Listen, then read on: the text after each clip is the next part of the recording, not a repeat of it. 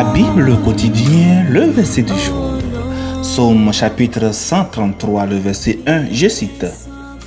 Voici, oh, qu'il est agréable, qu'il est doux pour des frères de demeurer ensemble. Fin de citation, glorifions le Seigneur.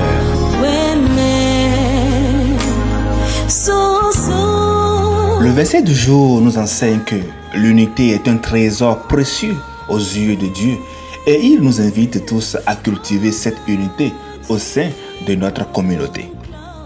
Bien-aimés dans le Seigneur, l'objectif du psaume 133 en fait est de célébrer et d'encourager l'unité parmi le peuple de Dieu.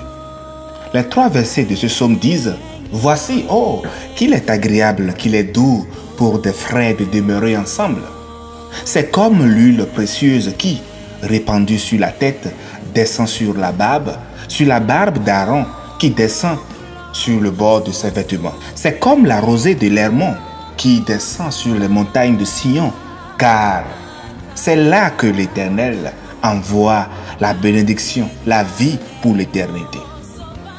Alors, bien-aimés, nous voyons que notre verset du jour nous enseigne que l'unité parmi les frères et sœurs dans la foi est une source de bénédiction. Le verset évoque une atmosphère spirituelle où la présence de Dieu est manifeste, où les cœurs sont unis dans un amour fraternel.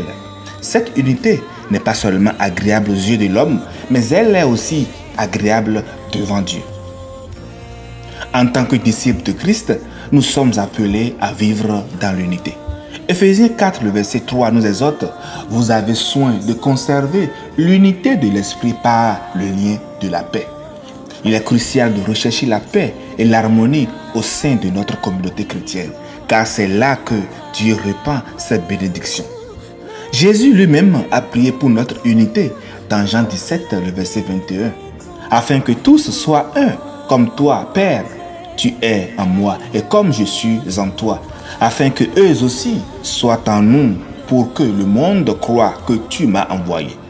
Alors, bien-aimés, notre unité témoigne du caractère de Dieu devant le monde. C'est donc un témoignage puissant de son amour. Ainsi, dans notre monde d'aujourd'hui marqué par la division, les querelles et l'individualisme, notre verset du jour nous appelle à redécouvrir la valeur de la vie en communauté. Le verset nous exhorte à trouver la douceur de la communauté fraternelle et à reconnaître que notre unité en Christ est un témoignage puissant pour le monde.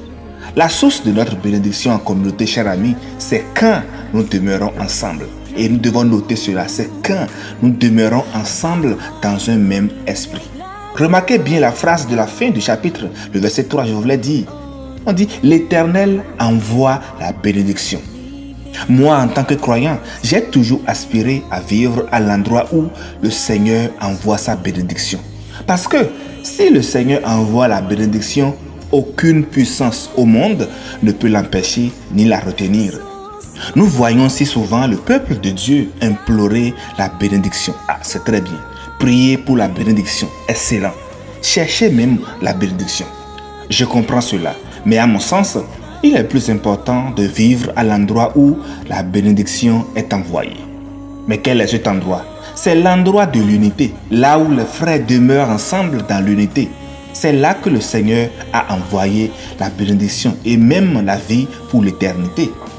La vie découle de l'unité et le psalmiste nous dit que l'unité est comme l'huile précieuse qui est répandue sur la tête d'Aaron, le principal sacrificateur. La bénédiction a donc coulé du sommet de sa tête jusqu'à sa barbe, jusque sur le bord de ses vêtements.